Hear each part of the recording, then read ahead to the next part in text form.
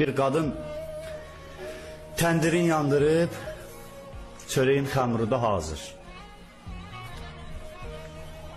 Gördü küçədə ses düşdü ki, Peygamber gelir.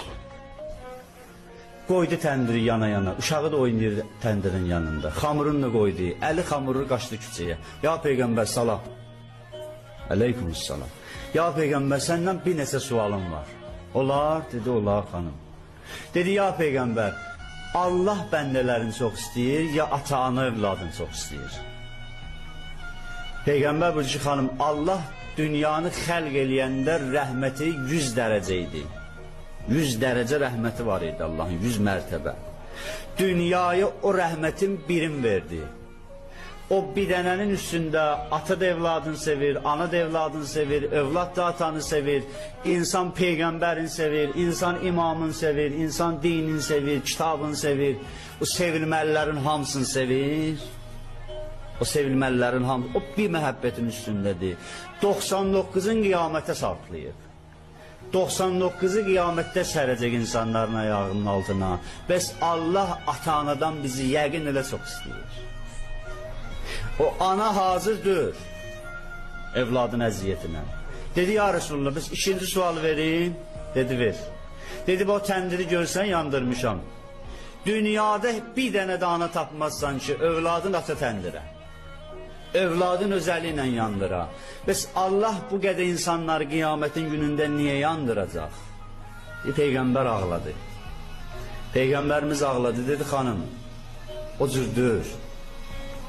Allah yandırmayacaq. Koy dedi bir misal varım senin için, o cür başa salım seni. Dedi bak tendiri yandırmışsan, getmişsən eve hamurunu da alayacaq. Uşağa da tapşırmışsan ki, ateşdir ya, otdur, yandırar. Yaxınına getməyin. Gedəsən çöreğin hamurun getirməyə, gələsən görəsən uşaq düşüb təndirə, neynərsən? Dedi başıma vurub ağlayaram. Ürəyim yanar.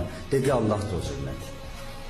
Allah günahı ki dir haramdır, yəni dir otdur. İndi bir bəndə özəli ilə gedir, o da girir, özün yandırır. Allah neynəsin bunu?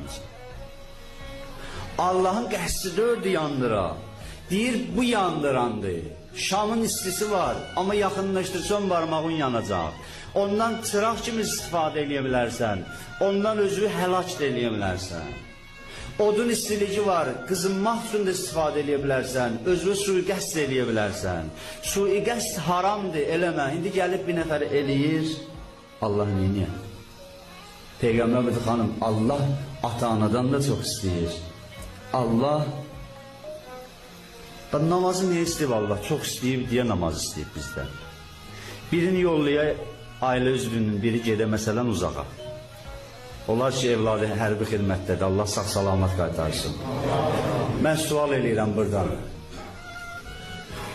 Bəzi ata-ana var deyir evladına ki, heç olmasa həftədə bir dəfə danış. Həftədə bir dəfə sesini eşidim rahat deyim. Bəzi ata-ana var deyir gündə bir dəfə gerək danışasan. Gündə bir dəfə danış, sesini eşidim rahat deyim. Allah düzür nə deyir? Allah deyir mən gündə 5 dəfə istəyirəm danışasan. Gündə 5 dəfə gerək mənlə danışasan ki mən rahat deyim. Ata-anadan məhəbbəti bu qədər çoxdur. Ata-ana deyər gündə bir dəfə olmasa sesini eşidim. Allah deyir gündə gerək 5 dəfə sesini eşidim. Ey mənim bəndəm, gəl mənlə danış. Və sənə qulaq asıram. Allahu Ekber başladı. Bismillahirrahmanirrahimdən Esselamu Aleyküm ve Rahmetullah ve Berekatuhu'a kadar Allah sana qulaq asır.